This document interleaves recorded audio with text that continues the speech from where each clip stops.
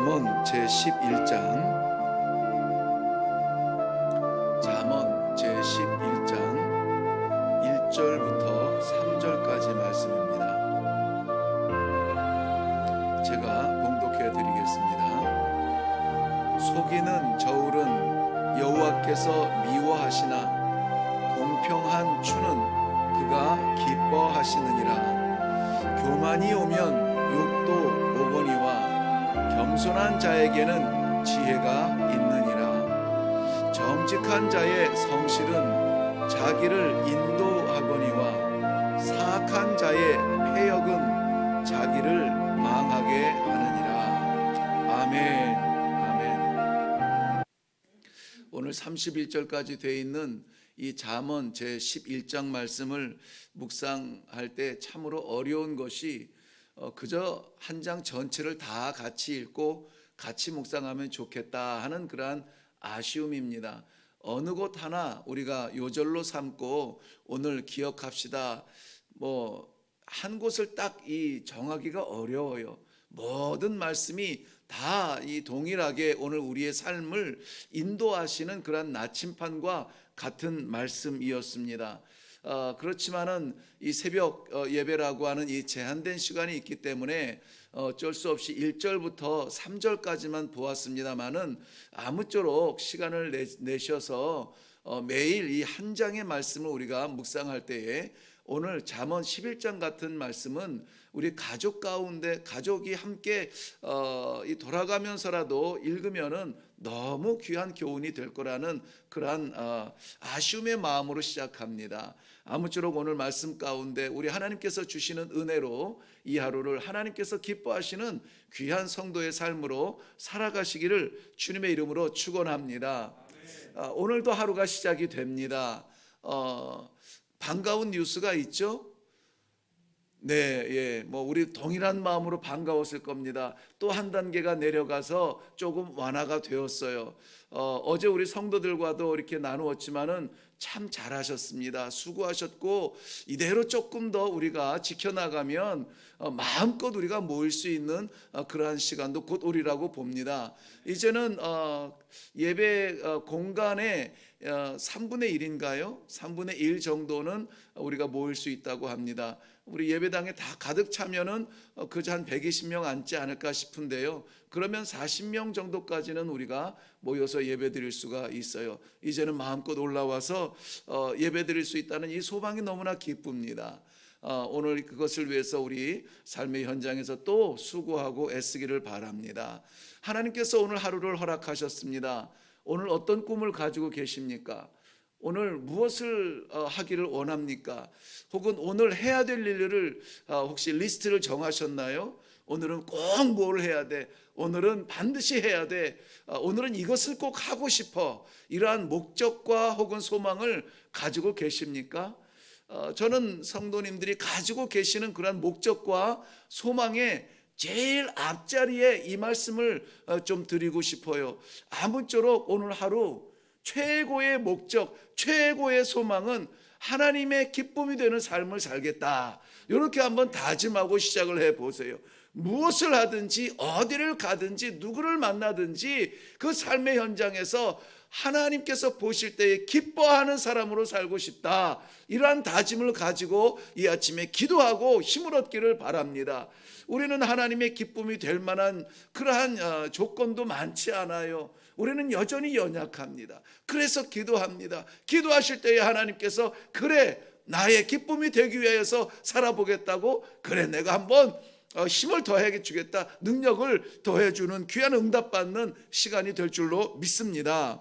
오늘 1절부터 3절까지 말씀에는 그 문학적 기법에는 반의적 평행법이라는 그러한 기법이 있습니다. 반의적 반대되는 그러한 뜻이 등장하면서 평행을 이루고 있다라는 거예요. 그러고 보면은 오늘 1절부터 31절까지 계속 읽어 내려갈 때에 한 넉 절 정도만 빼놓고는 계속 대립되는 단어가 나옵니다. 오늘 1절에도 그랬죠. 속이는 저울과 공평한 추가 나옵니다. 2절은 교만과 또 겸손이 나옵니다.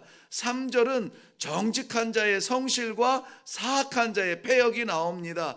4절은 재물과 공의가 나옵니다. 이런 식으로 서로 대립하는 단어가 계속 나옵니다. 이것은 이 시적인 이 어떤 그 문학적인 기법이라기보다는 어쩌면은 우리의 심리, 우리의 삶을 이야기하는 것 같아요. 우리의 두 다리가 걷는 것처럼 우리는 늘 이 양쪽의 이 반의적 삶을, 평행적인 삶을 살아가고 있는 것 아닌가 싶어요. 그저 하나님의 나라에 다다르기까지는 기차가 철로의 평행선을 계속 달리듯이 우리의 마음속에 선을 이루고 싶어하는 마음과 또 우리의 마음에 악으로 간편한 유익을 얻고 싶어하는 유혹이 끊이지 않을 것이라는 것입니다. 어떤 것이 우선순위인지 그것을 위해서 고민하고 애를 써봐도 우리는 늘 실패하며 넘어집니다. 그렇기 때문에 더욱더 우리는 말씀에 의지하는 수밖에 없다는 것입니다. 오늘 우리들에게 주어진 이 한정된 시간, 이 하루 가운데 우리는 또 기우뚱될 수가 있어요. 또 어느 것이 하나님께서 기뻐하시는 길인지 고민할 때가 있을 것입니다. 여지없이 하나님 앞에 묻기를 바랍니다. 100이면 100번 응답하시는 하나님의 말씀에 그저 아멘으로 눈 질끈 감고 순종함으로 말미암아 이 하루를 하나님께서 기뻐하시는 삶의 제사, 우리 삶의 예배로 드리시는 복이 있기를 바랍니다. 오늘 이 잠언 11장은 역시 솔로몬의 글입니다. 먼저는 그의 자녀들에게, 그 다음은 백성들에게, 또한 그의 후손들에게 이르는 귀한 교훈의 말씀들을 담고 있습니다. 솔로몬 하면은 우리는 지혜의 왕, 전무후무한 그러한 지혜를 가졌던 사람으로 우리가 생각이 되어집니다. 그런데 그뿐만이 아니라 열왕기상 3장에 의하면 하나님께서 구하지 않은 부귀와 영광도 주셨다라고 말씀하고 있습니다. 그러므로 말미암아 이 솔로몬 시대에 지혜만 뛰어난 것이 아니라 구하지 않은 부귀까지 하나님께서 부어 주셨습니다. 당시에 솔로몬 시대에 그저 조공으로, 이웃 나라에서 조공으로 받는 것만 금이 약 25톤 정도 되었다라고 말합니다. 금이 약 25톤 정도래요. 집에 좀 있으신가 봐요. 놀라지 않으신데 우리 그 IMF 때인가요? IMF 때 금모으기 했죠.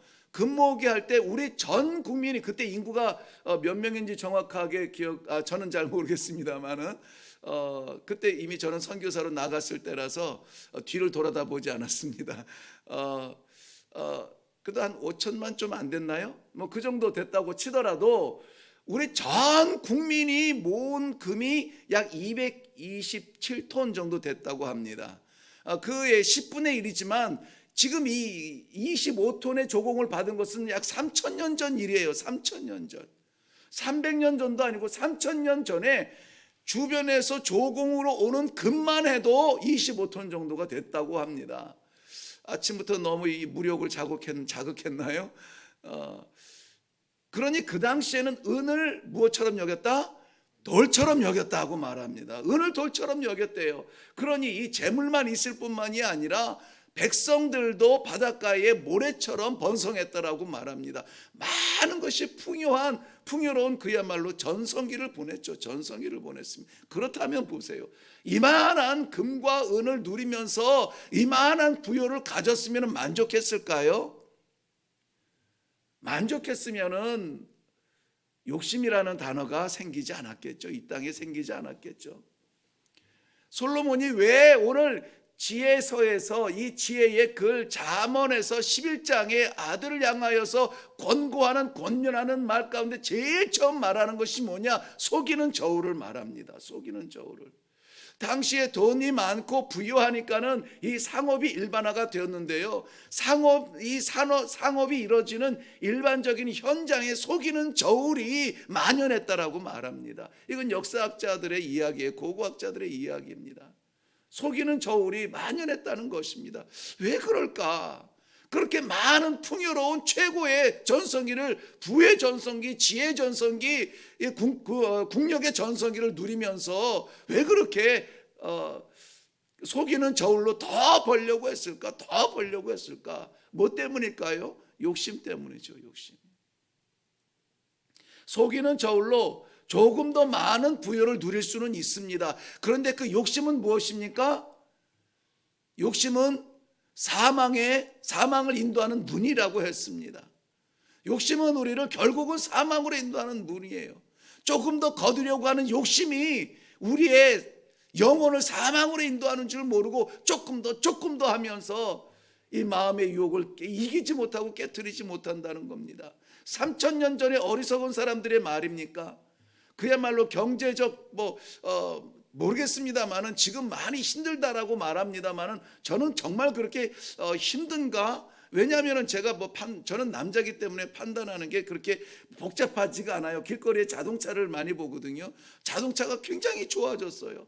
아파트를 그렇게 많이 줘도 제가 이 외지가 나면 기죽지 않는 사람인데요. 아파트 숲을 보면은 조금 얼마 전에도 집사람한테 그런 고백을 했습니다만은 나는 저 아파트들을 보면은 자괴감이 들어. 자괴감이라는 단어가 맞는지 모르겠지만은 제가 좀 작아지는 느낌이 들어요. 제가 작아지는 느낌이 들어요.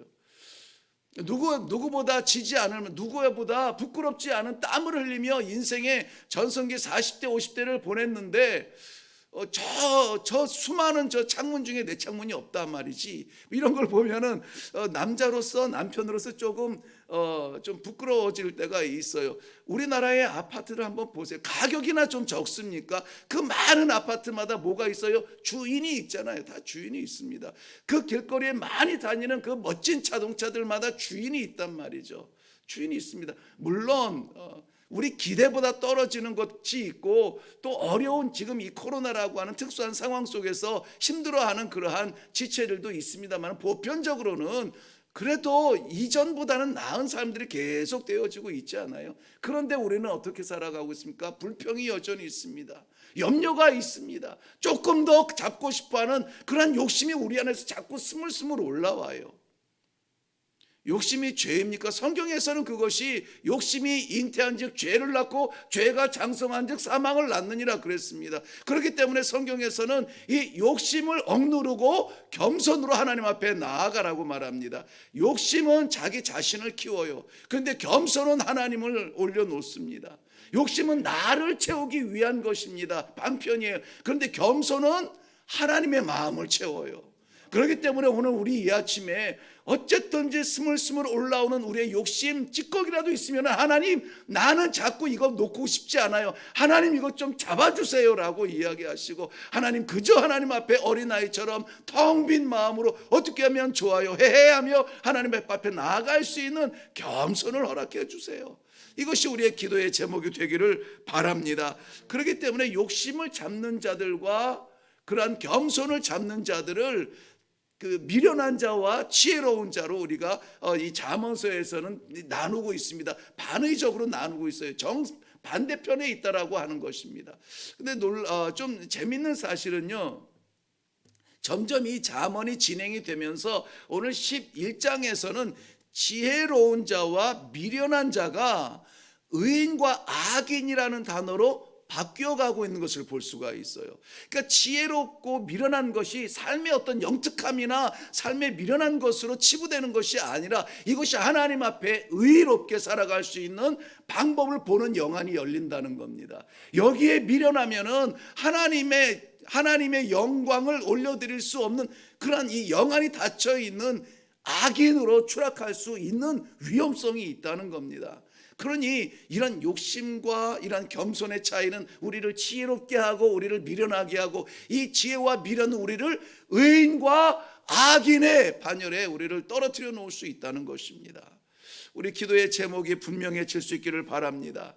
잠언이 말할 때에 가장 지혜로운 것, 의인이 할 수 있는 가장 지혜로운 것은 무엇이냐? 이 삶 가운데 우리가 목표로 삼아갈 것은 무엇이냐? 우리 시작할 때 이야기한 것처럼 하나님의 기쁨이 되기를 원하는 것인데 그것은 결국은 무엇을 말합니까? 하나님을 경외하는 것입니다.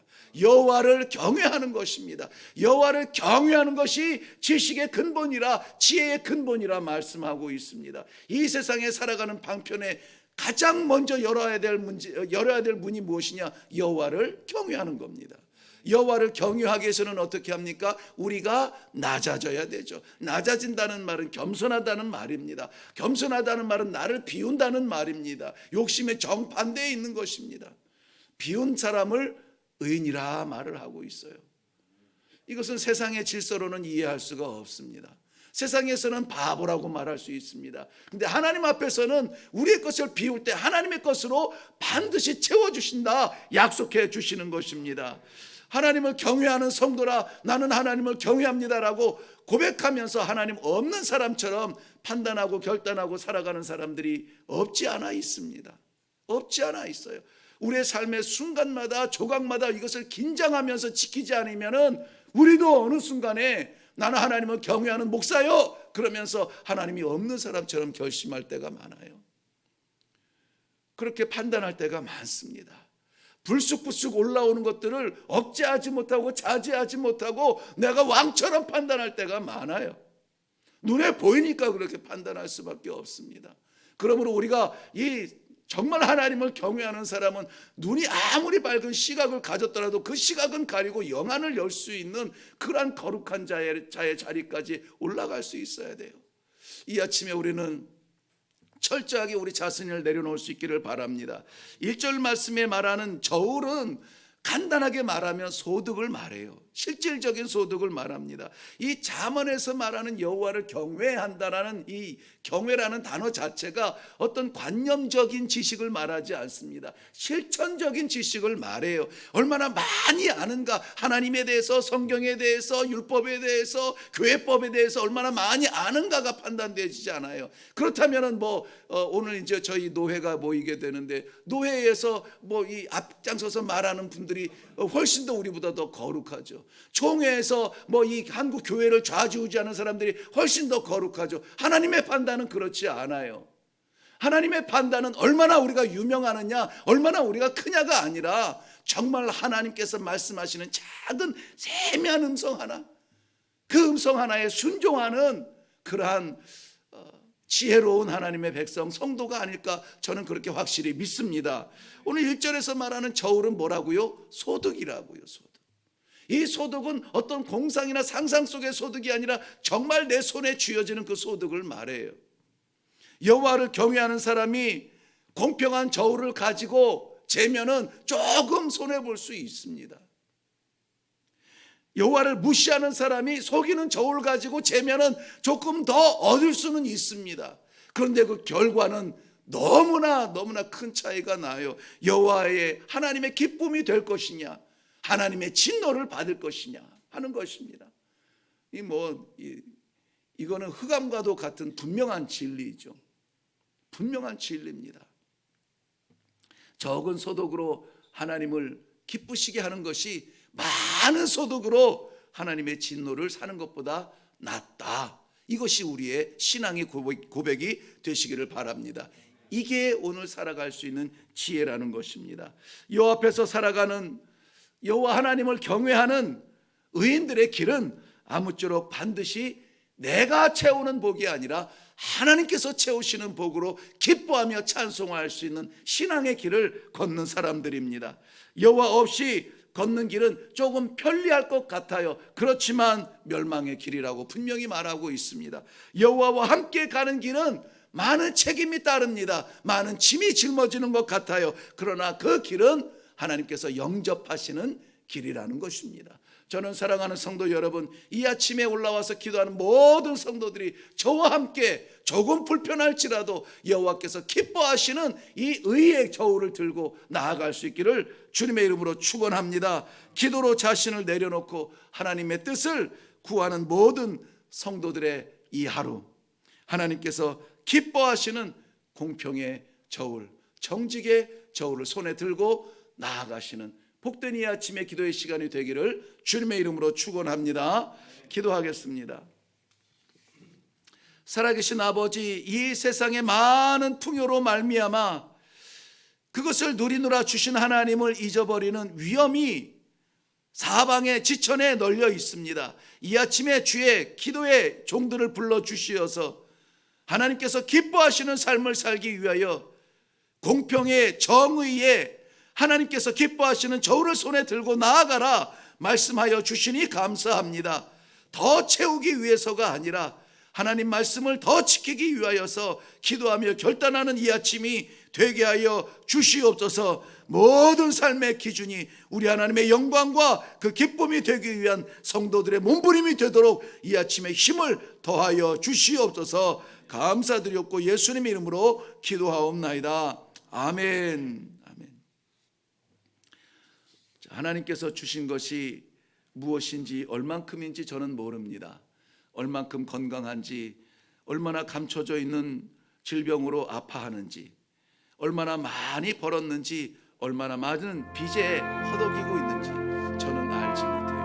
그러나 오늘 이 아침에 우리 기도할 때에 그 현상과 상황이 아니라 나를 바라보시는 그것 가지고 싸우는 하나님께서 기뻐하시는 나의 삶인가, 하나님 무엇을 주시든지 기쁨으로 감당하게 하여 주시옵소서. 너무 없어서 허덕이지 아니하도록 하나님 도와주옵소서. 너무 많아서 교만하지 아니하도록 하나님 도와주시옵소서. 우리의 삶의 기준에 오늘 하나님의 기쁨이 되도록 다 같이 한번 기도하며 내려가시기를 바랍니다.